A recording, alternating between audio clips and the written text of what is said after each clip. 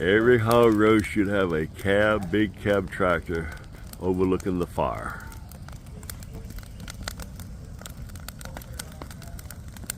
Here it is, December 20th, the year of 2025.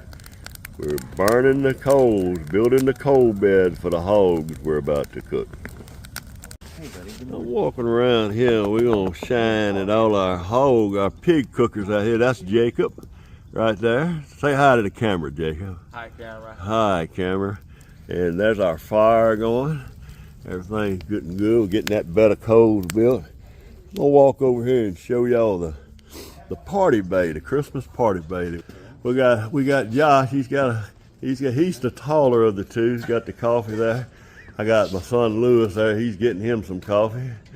Yeah, we all getting that little coffee fix. A little go-go juice. While we getting building that bed of coals for that little hog we're gonna cook in about an hour. So in about an hour we'll get ready to put the hog on. I'll check back with y'all then. All right, now we got everything tied good and tight. If you can see, we got everything pulled down good and tight. This hog's not gonna go anywhere when we get ready. He's putting a thermometer in one of the hams, which is one of the thickest parts that you want to put. You don't want to hit a bone. Nope. And if you walk around here, you see we got everything tied. Like right here, we're tied good and tight. Right there, we got all this pressed down, sandwiched between the two wires. So now when we flip this thing over, it won't go anywhere. And it's time to put it on the fire. If I can get somebody out here to help put this on the fire, we're going to tie each corner up. This is a homemade rig. We've been using this rig for 30 years. At least.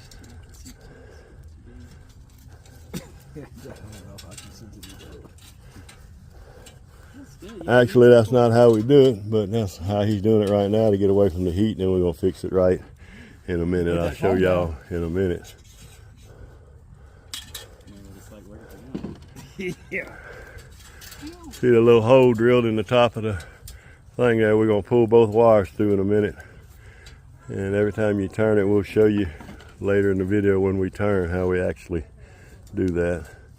But right now, since it's so hot close to the fire, all he's doing is getting it stable so we can walk away from it for a minute. So we'll come back in a minute and show you how we do it when we've got both sides set up. 3? Mm-hmm. Yeah, I don't know, those big, they may not take 3. You see he's crisscrossing the wood. If you got your wood, that way air can pass to keep the fire going the whole time.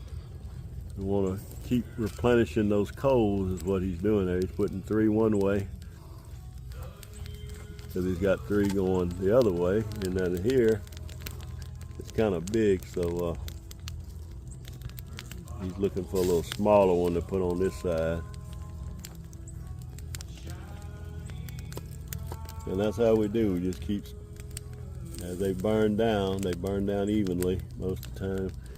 And you just keep crisscrossing. That way you keep your air going and you keep replenishing your coals. I'll come back in a little while when cook gets a little further along. All right, we just flipped the hog after about an hour. And this is what you look like on your first flipping.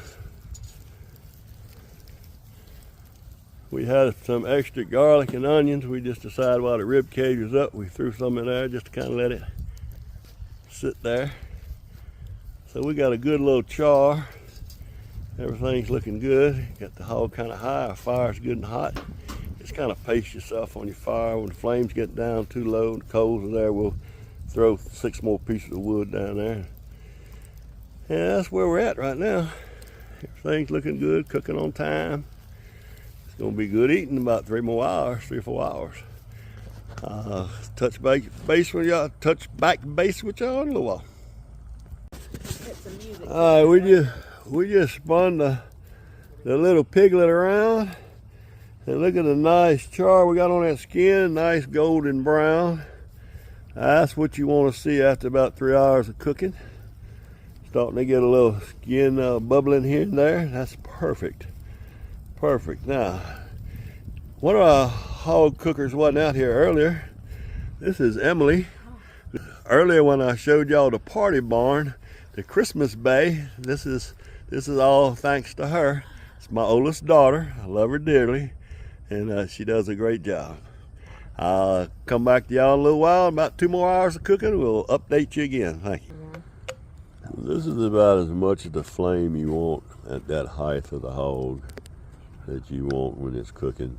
Anything more than that, you're gonna burn the outside of the hog a little too much. You gotta want it to cook it slow and easy. And what's great about cooking it like this, a lot of people use these Cajun microwaves, but the hog is completely closed in and the grease kind of settles in the bottom, and you kind of steam with grease too. This way the grease drops down on the fire and it creates a smoke, so you get a good smoke flavor into your hog too. So anyway, I just thought I'd touch on that and show y'all a little bit, because I'm just sitting here relaxing, watching this thing cook, because that's what you do with a hog roast. You sit back, you relax, you with your friends.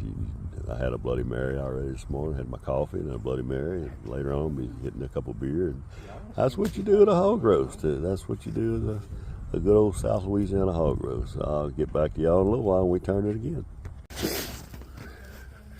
All right, guys, we flipped again. This is what we're looking at. It's about the 4th flip. We're good and crusted, looking great. You can see that we got grease dripping. That grease will drip down and cause all that smoke. So extra smoke gives you that smoke flavor. I tell you what, that's just a good looking hog right there. Yes, sirree. It's getting just right.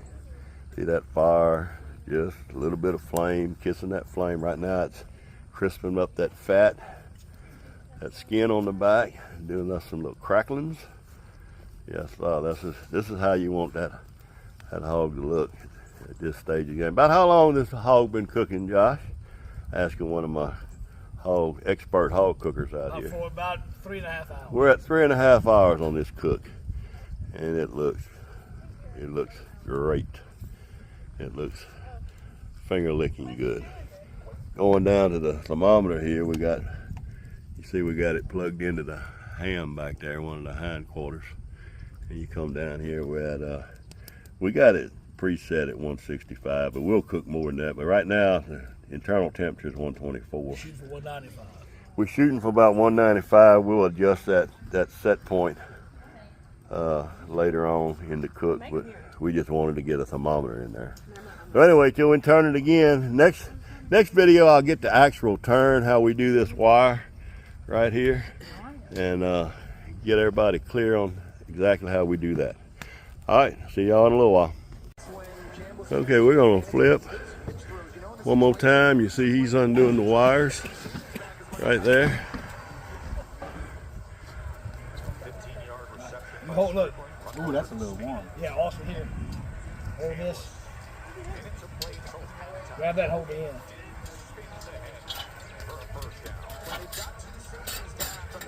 So we're going. All right, they're gonna raise up. You're gonna raise up first. Okay. Raise up. Up. And then they're flipping. All right, go down. I'd go all the way down. I'd go all the way down, yeah.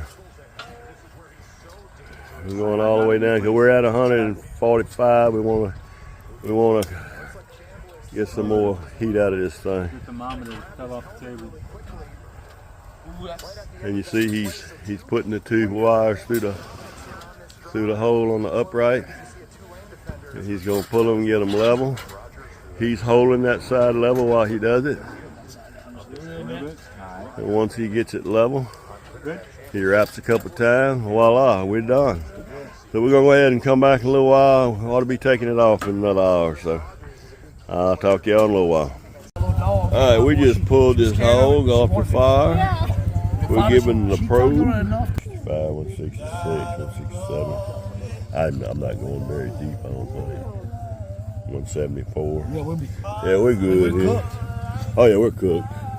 And I got a big old My concern was I didn't want to overcook the. I got a big old sharp knife that I got from Andrew. And shoulders are good, 184. Oh yeah, we're looking good. We're looking good. We're looking good. We're gonna let that rest for a little while, and then we're gonna cut all the wire, fold it back, pull it apart, and then we're gonna pull it all apart, put it in pans, and everybody's gonna go to eat. I'll catch y'all when we get ready to eat. All right, guys. This is what the food layout looks like. We got plenty of food here. Got some mashed potatoes, got some pork. She's doing it right with the pork, girl. We're getting around here. Got some dirty rice, got some green beans, got the mac and cheese. This is only 3/4 of the pork right here. Pretty nice pig. Got the silverware here. We're looking around here. Everybody's getting their meal on. Look at this little guy. This little guy's got a ton of food. He loves it. Look at that fella. How you like that pork? Anybody like that pork? How's that pork? You like that pork?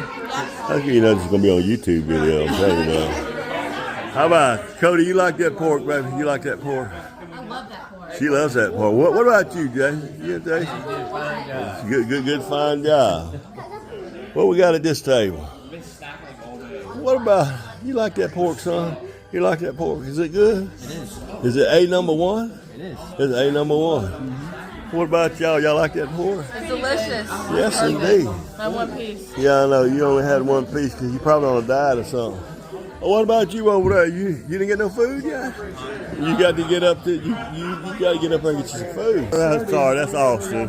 How you like that pork, son? How you like it? You like that? Try it. Try a piece. Tell me if it's good.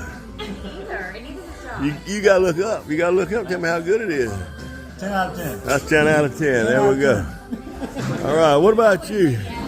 This is my lovely sister-in-law. She's partaking of the pork tonight. Do you like it? She loves it. There we go. And that's my niece-in-law, Miss Liz. She arrived late, but we're gonna excuse her this time. So anyway, all right. That's all I'm talking about now. We'll sign off now. Everybody have a blessed and happy Christmas.